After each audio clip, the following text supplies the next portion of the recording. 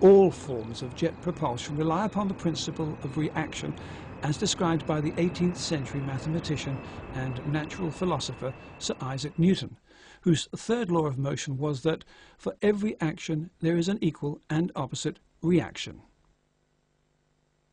It's not the escaping air that moves the balloon forward, but the pressure imbalance within the balloon that makes it move in the direction away from the stem. And by applying Newton's second law of motion, we can calculate that reaction force. Acceleration of a body is directly proportional to the mass of the body, or F equals ma. Bernoulli's theorem relates to the laws governing gas. But what constitutes a gas? A gas may be considered as a collection of molecules in motion, each of which behaves as though it were a perfect elastic body. When a quantity of gas is contained in a closed vessel, the molecules travelling in all directions produce a continuous bombardment on the walls of the vessel, and it's the average force of this bombardment which manifests itself as a pressure of the gas on the walls. Work produced by a gas turbine engine is in proportion to the amount of heat released internally, most of which comes from the burning of fuel, although some heat originates when air is compressed by the compressor. But, as we all know, temperature and heat, although related, are not one and the same. We directly measure the temperature of water or air using an ordinary thermometer. Heat, however, cannot be measured directly, but must be calculated from three known quantities. They are temperature, mass or weight, and specific heat. Let's look at two blocks of iron, one weighing 10 pounds and the other 1,000 pounds. Both are at the same temperature. The larger block, however, has 100 times the heat of the smaller because it has 100 times the mass.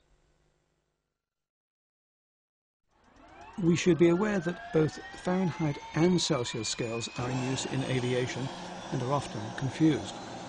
For example, the Fahrenheit scale is used by engineers to calculate and describe engine performance. Temperature indicators on aircraft instrument panels, however, are all read in degrees Celsius or centigrade, which includes the temperature instruments of the aircraft's engines. The successive increases and decreases in velocity practically cancel each other out. Air leaves the compressor and passes to the diffuser, which converts the velocity energy to pressure energy.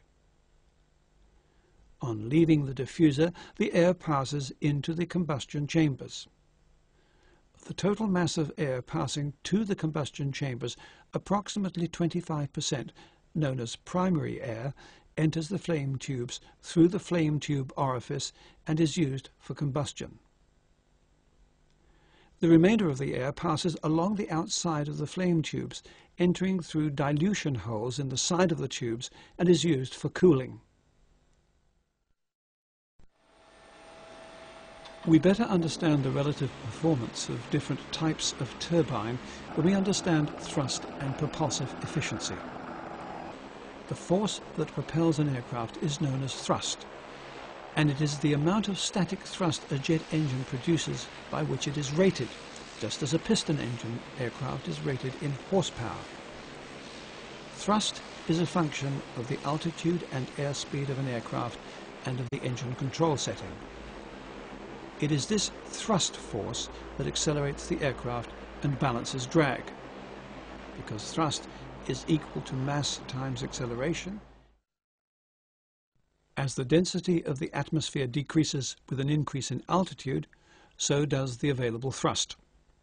The thrust of a gas turbine engine is directly proportional to the atmospheric density. From this we can interpret that thrust is not just that which comes out of the back of a gas turbine engine.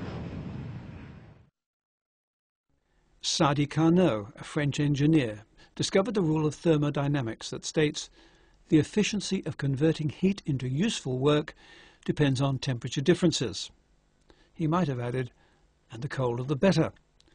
If we go looking for the coldest air, we'll find it in the lower stratosphere above 33,000 feet, where the temperature is about minus 55 degrees Celsius. The efficiency of gas turbine engines improves as the difference between the intake temperature and the combustion temperature increases. Axial flow type compressors are better suited to high mass flow, where the air flows parallel to the compressor shaft. Some engine designs incorporate both types of compressors, where an axial flow compressor feeds a centrifugal compressor.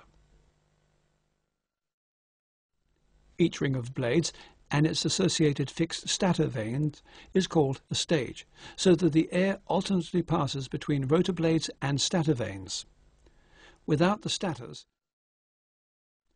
centrifugal action causes the air to flow radially outwards between the vanes. At the same time, the impeller rotation causes tangential flow. Pressure of the outflow air rises because of the diverging passages between the vanes. Each stage has a ring of fixed guide vanes and a row of moving blades or turbine rotors. The number of stages depends on whether the engine has one shaft or two, and on the amount of power required from the gas flow, as well as a number of other factors. In modern engine design, the trend is towards more rather than less stages in order to reduce the stage loading. Turbine blades extract energy from the gas stream in two ways, by impulse and reaction. Normally, turbine blades combine both impulse and reaction principles.